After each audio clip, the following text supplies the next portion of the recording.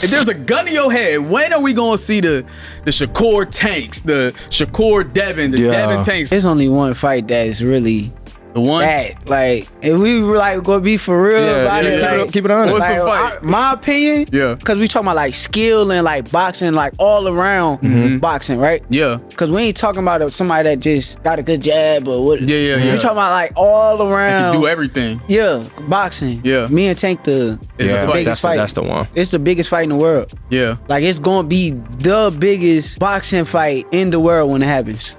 Y'all, what you think? Like 147, 140? Nah, hell no. 135?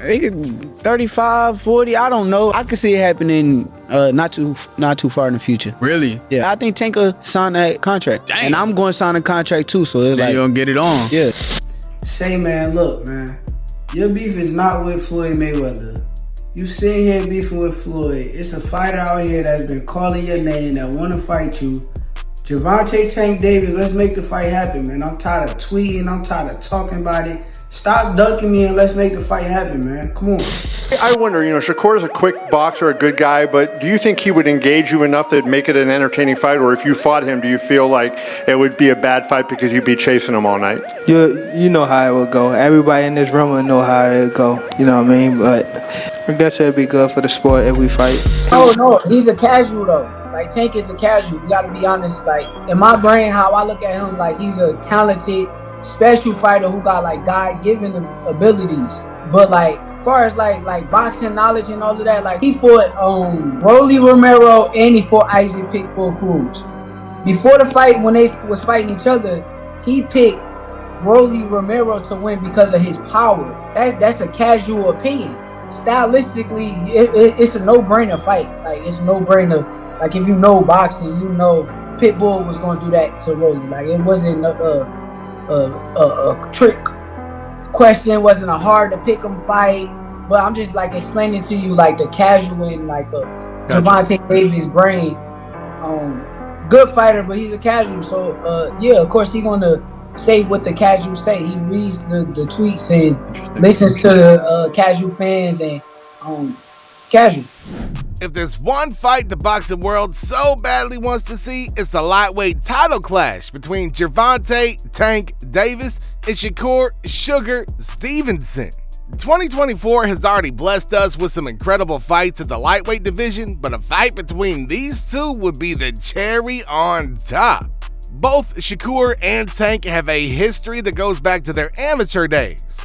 Now, these two also currently hold belts at the lightweight division and, not surprisingly, have been calling out each other to a fight for a long time. Unfortunately, fans haven't had the opportunity to witness such an epic fight, but with only these two fighters dominating the lightweight division right now, a fight between them seems closer than ever before. I'm more accomplished than this dude. I'm a 3-weight world champion. Tank had two belts his whole career, right? They was both the same belt. It's the only title he ever hold in his career. Alright, look, Stevenson is a great boxer with an undefeated record to boot. However, he's often considered as boring with very few attacking attributes. He recently successfully defended his VVBC lightweight belt against challenger Artem Harutyunyan in his hometown of New Jersey.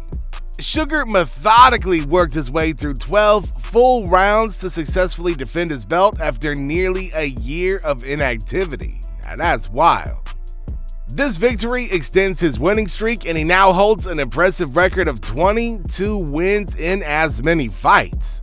However, he has won just 10 fights via knockout and 10 via decision, which isn't that impressive if you compare it to other fighters in his division. Tank, for instance, has won 30 fights, 28 of which have been via knockout. Now, that didn't stop Shakur from calling out Tank and Vasily Lomachenko after his latest victory. I guess since you're wearing Loma's shirt, would you be willing to send him a message again or say something? This one, we got it. That's this one. The message. That's the message. That's the message. It? Tell him fight me. All right. Well. You though? You think Loma don't want to fight you? I mean, wouldn't that be a fun fight? Wouldn't that be somebody that come in there that try to fight, want to win? That would be amazing. It's a fun fight. Yeah. It's a fun fight. It's a fun fight to make. It's technically good. There's a lot of people probably right now like, Lomachenko will beat him. He didn't stop this guy, so a lot of people probably won't even believe in me, so why not make the fight? No, I know it's a good fight. I'm saying, do you think he wants to fight? No, he don't want to fight. Shakur, what is the debate on scoring the third round knockouts? Also, what because of him do you face him? He turned me down how many times? How many times he said no? That dude don't want to fight me. All you gotta do is come throw a lot of punches. Stevenson is eager to fight Lomachenko next, but boxing fans know by now the Lomachenko was already scheduled to fight Tank by the end of this year in one of the biggest fights in the lightweight division. After Tank's knockout victory over Frank Martin last month, Lomachenko was a top contender to face Tank. However, Shakur's interest in this fight could lead to more explosive verbal sparring between Tank and Shakur. Besides, Tank doesn't hold Shakur in high regard. Just have a look at what he had to say about Shakur's boxing skills after his recent disappointing performances. Gonna be your hardest fight? Hell no. Nah? Wow. Cause he a good boxer. Like that's when I look at y'all two as the best in the division. How? Show me something that he did spectacular. Show me something that he did outrageous. Show me. Right. His power not outrageous. Okay. What defense? You think he got defense? He just jumped back. You never see him slip no punch. You never see him slip no punch. Go look at it. You see him back up from a lot of people. Back up, move around. He don't got no technique. And his offense is the same thing. If you go look at his fights. So you I feel probably like put him on game by the time. Yeah, hold on, but you feel like it's easy work though. You like. Come on, bro. Yeah. Bro, I touched him with 16-ounce gloves on. And he ran. Imagine if I hit him with 8 ounces. The guy is here too. Who? What guy? The one that was there? No, the one that he sparred. Oh, I mean the one that he fought. Oh, Edwin. Yeah, you seen him? Yeah, I seen Edwin. Yeah, I saw Edwin here. Tell him rematch that guy. Now, if he... Stevenson didn't exactly take kindly to these comments and responded as to why he's special in an undefeated boxer. He, however, didn't blast Tank for his comments, but instead pointed out the skills and abilities which makes Tank such an amazing fighter. Tank is the face of boxing, and he get a lot of knockouts that people kind of making it like, if you ain't doing what Tank doing, then they gonna say it's boring. Do you feel like it's because of how his style is that they kind of putting that on you, like wanting you to do that? People is blessed with different ability. He's blessed with a God-given ability that he crack you 9 times out of 10, you gonna go down. That's his ability. Yeah. I'm blessed with God-given eyes. A lot of people don't understand how good my eyes is. I can see really good. Like punches coming my way, I know how to get away from them. Right. At any given time. Our abilities are just different, so they probably are judging me from a scale of him, but at the end of the day, he's a great fighter. He's a special fighter, but I'm special in my own right too. Fans reacted to this comment on X, and it was a mixed bag of opinions. Now, while some agreed with Shakur possessing exceptional defense capabilities, others feel that he still needs to prove why he's so good. One user wrote, Shakur got the best defense in the game. Tank won't be able to land shit clean on him. Now that's a fact. Skill beats power any day. Another said, Shakur needs the opponents in danger to showcase his skills. He hasn't fought the right people yet for that. A third user wrote, I'm a major Shakur fan, and I do think he's the best of that generation. T.O. Haney, Tank, Garcia. Right now, Shakur has so much negative publicity on top of having lackluster performances that the best thing for him to do right now is shut up.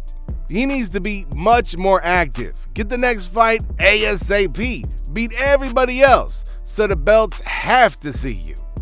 The other top fighters know how dangerous his skills are, and they're giving him the Crawford treatment. And like I already said earlier, this is a massive fight for fans. And although Shakur is often seen as boring compared to Tank, expert Chris Algeria offered his comments on his fight. It's a very nuanced sport, and his style is defense first, and people don't like that, especially when it comes to entertainment value. It's not that entertaining. Unless you're a boxing purist who really likes the technical aspect of the sport, you're not going to enjoy a Shakur Stevenson fight the same way you're going to enjoy a Tank Davis fight. And that's just what it is. It's apples and oranges. But the guy is still fantastic.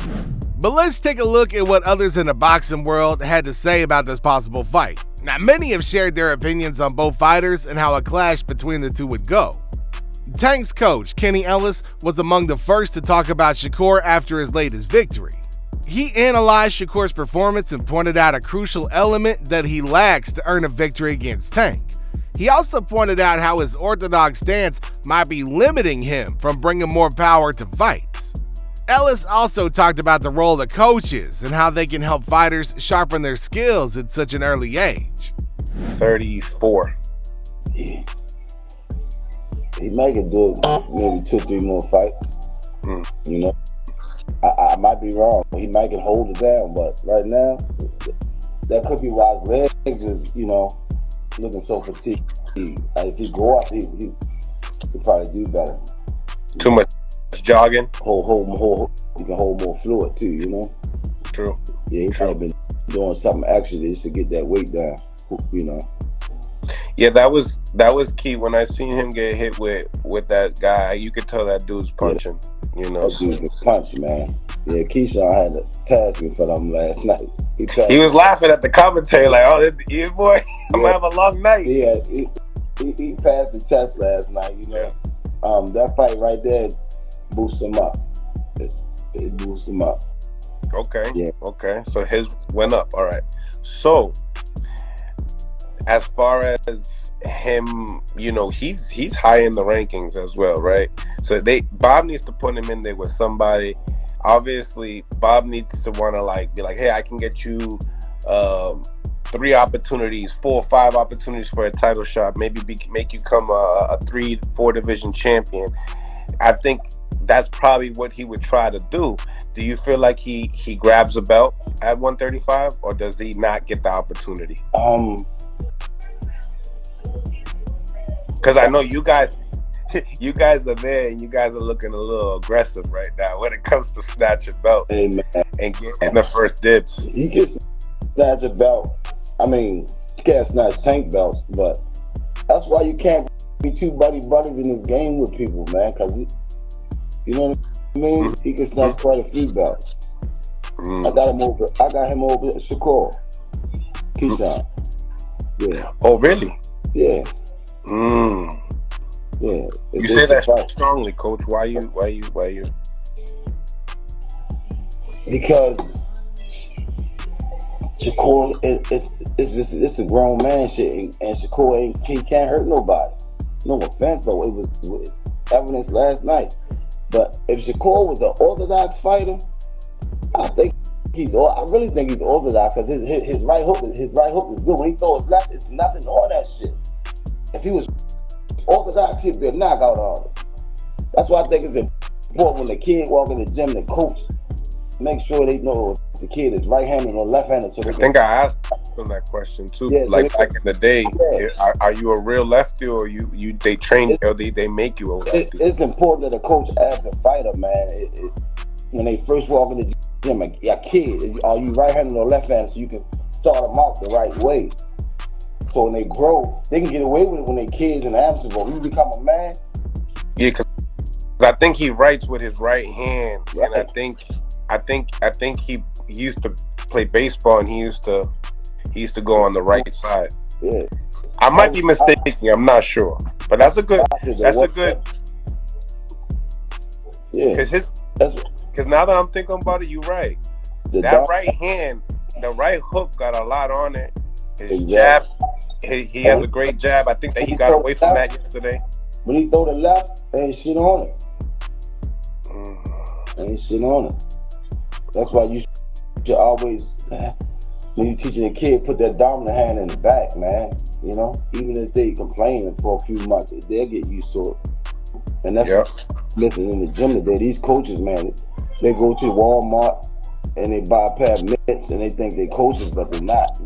Not talking about Keyshawn's coaches, but coaches in general. And they don't understand the concept. You got to know what you're teaching, you know, for fighting. You can't just have mitts and say, oh, yeah, you're a coach. No, you got to know what you're doing. Yeah. These fighters, there's a lot of fighters that's why so many southpaws are popping up, because the coaches and you're not mentioning him. I know you don't mean Wally Moses, because I know people. No, not at all. Because I know people go and look at him and be like, "Who's he talking about? Who's he talking about?" So I just want to say that. Coaches, man, they go by these fucking mitts and think they coaches, and you gotta understand the sport. That's why so many fucking southpaws are popping up because the coaches don't know what the hell they're doing, you know? Teofimo Lopez, who also happens to have a rivalry with Shakur, dismissed his victory and mocked him for his lower market valuation. Nobody watching that. No, people walked out. Well, it's his last fight with Top Rank, so good riddance. But he just fought a guy that had only 7 KOs. And like, what was it, 12-1? What was it? His record? Nobody knows. Come on, guys. Don't come at me. Come on. I've done my work. 2-time. Hold up. 2-time linear world champion. We've done our job. Yeah. Do what they give me. $2 million. That's where his value is at. My value should be on the opposite end. But hey, he got a great management team. They know how to move him. For me though, I'm getting how can I say? I'm like a Burberry or Gucci or Italian clothing, you know? But they pay me great value, so. Shakur's trainer, Wally Moses, was asked about who he would prefer to see his fighter take on next, Lomachenko or Tank. Moses was quick to pick Tank and offered an interesting opinion as to why. Just have a look. So if he's successful and he cleans out 135, beats Gervonta, Tank Davis, beats Lomachenko, is he looking to move up to 140? Has he spoken about that with you? Can I ask you something? Is that the most sensible thing right now? No, not right now. I'm talking about if once those things take place, wouldn't that be the next thing, best thing on the agenda for him? I mean, he would be the only one out there now, right? I mean, there might not be anybody left at 135. I truly believe Shakur is the best fighter. He won't be beat, so he'll have to move up just to find competition. Like maybe with T.O., Pitbull Cruz declined the offer. He doesn't want to fight Shakur, so he'll have to go up to fight those bigger champions once Tank is dispatched. Let me give you a little better insight than that. You know, throughout his career and his whole maturization, you know, he's grown and went up in weight almost every 2.5 years in his life. And I know soon he'll be going through a bone hardening process. His bones gonna get harder, you know, and it'll probably be harder to stay down in those lower weight classes. So it's apparent that he's gonna have to move up sooner or later. So, you know, that's definitely gonna happen. Moses further discussed Shakur's desire to move up in weight, stating that it's definitely gonna happen.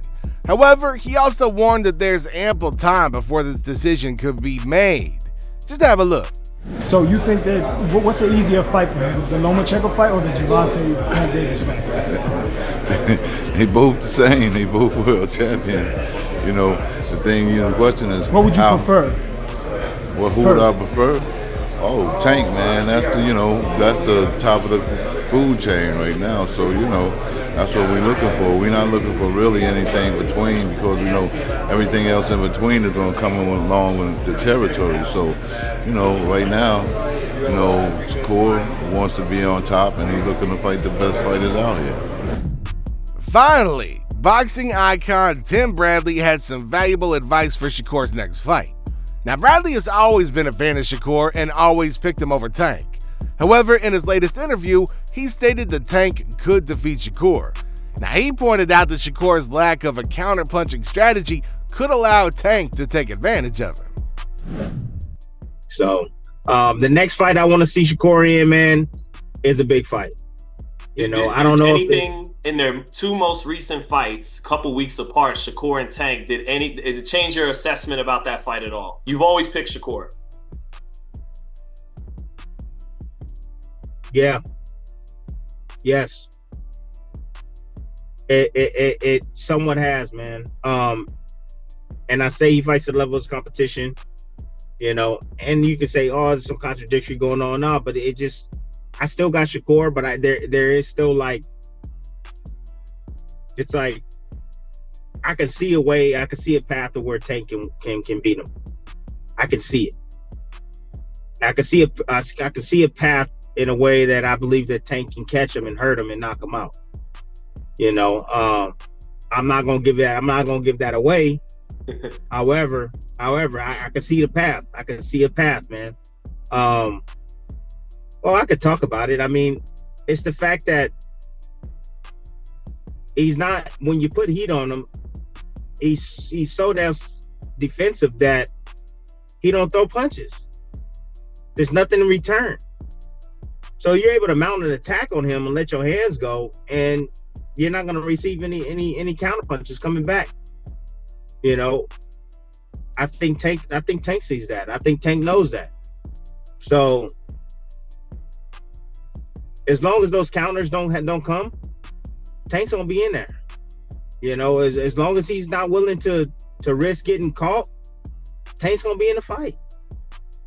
Period. And if he starts moving back on his bicycle and Tank's coming forward, Tank gonna be the aggressor. That's what's gonna happen. So I can see Tank actually winning a fight now when I thought that he couldn't, on the scorecards, and not knocking out Shakur because of this. You know, the inactivity behind his defense could be his downfall. That's what we got to do, right? We got to keep an open mind fight to fight. Things change. Guys show different wrinkles in their games or lack thereof. Yeah, I agree with that. Again, styles make fights. Tank's a southpaw. It's a bit different. I actually noticed something with Shakur. He don't have a whole lot of slip counters, man. You know, you would think a guy so slick, he'd be, you know, slipping his head off to the side and you know, countering, you know, allowing the guy to come in the range and come into his space, but then countering the crap out of him. He doesn't. He just uses that step back and pulls, you know, mainly. So he's got the pull counter though, but not the slip. Pull counter, yeah, he got the pull counter, but not the slip counters, which is interesting. But I think I know why though. You know, when you're southpaw, you get used to facing orthodox fighters. I don't know if this was done purposely, but this is my theory. So southpaws, they're used to fighting orthodox fighters, and they're used to moving their head when they do slip counters. They're used to moving their head out of the way a certain way, right, to avoid the right hand. So over the years, you get accustomed to doing that because you fight predominantly orthodox fighters. All right. So then when you face a southpaw, if you move that way, you move into the hand of their left hand, the backhand. So if you don't create that habit by creating those slip counters to that side, then you don't have to worry about being your head being placed on that slot to be hit with that left hand. The left hand is what I'm not worried about with Tank. The left hand I'm not worried about with Tank. It's the right hook I'm worried about. I'm worried about the right hook coming from Tank with Shakur. That's what I'm worried about. The right hook. Not the straight left hand. So Bradley believes that Shakur needs to work hard on his counters and show some attacking intent if he wants to defeat Tank in a potential fight. But I'm gonna leave it up to y'all to share your thoughts and predictions on this fight. Who y'all think would win, and do you think we're gonna see it happen in 2024? Let me know in the comment section down below. Don't forget to like and subscribe, and I'll see y'all in the next video.